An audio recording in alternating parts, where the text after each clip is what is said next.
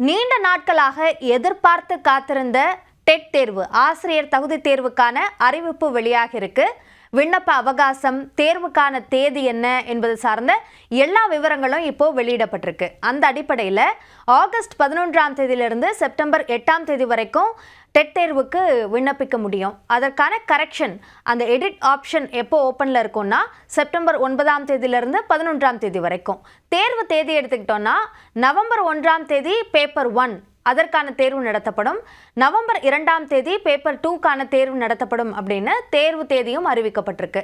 வயது வரம்பு எடுத்துக்கிட்டோம்னா குறைந்தபட்ச வயது தான் 18. வயது உச்சவரம்பு டெட் தேர்வை பொறுத்த வரைக்கும் இல்லை. அந்த ரிட்டையர்மெண்ட் ஏஜ் வரைக்குமே இந்த தேர்வு எழுத முடியும்.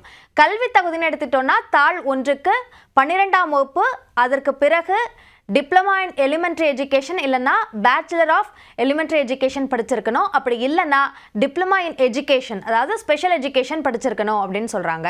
தாள் 2 பொறுத்த வரைக்கும் டிகிரி முடித்த பிறகு டிப்ளமா இன் எலிமெண்ட்ரி எஜுகேஷன் இல்லைன்னா பிஎட் இல்லைன்னா பிஎட் இன் ஸ்பெஷல் எஜுகேஷன் முடிச்சிருக்கணும். அப்படி இல்லைன்னா 12ஆம் வகுப்புக்கு பிறகு பேச்சுலர் ஆஃப் எலிமெண்ட்ரி எஜுகேஷன், அது வந்து 4 ஆண்டுகள் படிப்பு, அதை படிச்சிருக்கலாம். இல்லைன்னா பிஎட், அதே மாதிரி பிஎஸ்சி எட் அப்படின்னு சொல்கிறாங்க. இந்த படிப்புகளில் ஏதேனும் ஒன்று படிச்சிருக்கலாம். தகுதி மதிப்பெண்ணை பொறுத்த வரைக்கும் அதில் சின்ன மாற்றம் இந்த முறை இருக்கு.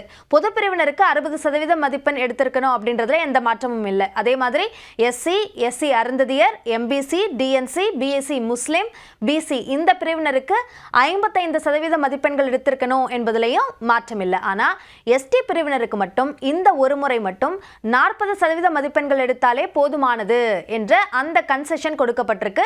இதற்கு முன்பு எஸ்டி பிரிவினருக்கும் 55% மதிப்பெண்கள் எடுத்திருக்கணும் என்பதுதான் விதிமுறையாக இருந்தது. இதற்கு விண்ணப்பிக்கிறதுக்கான இணையதளம் www.trb.tn.gov.in. இதுதான் விண்ணப்பிக்கிறதுக்கான இணையதளம். அதே மாதிரி மற்ற விரிவான நோட்டிஃபிகேஷனையும் அதில் பார்த்து முழுமையாக என்ன விவரம் என்பதை அதில் தெரிஞ்சுக்கலாம். தாள் 1, தாள் 2 இரண்டுக்கும் தனித்தனியாக விண்ணப்பிக்கணும் அப்படின்றத மறந்துடக்கூடாது. அதே மாதிரி என்னென்ன ஆவணங்கள் தேவைப்படுது என்பதையும் பார்த்து அதையெல்லாம் தயார் பண்ணி வச்சுட்டு அதற்கு அப்புறமா விண்ணப்பிக்கிறது நல்லது.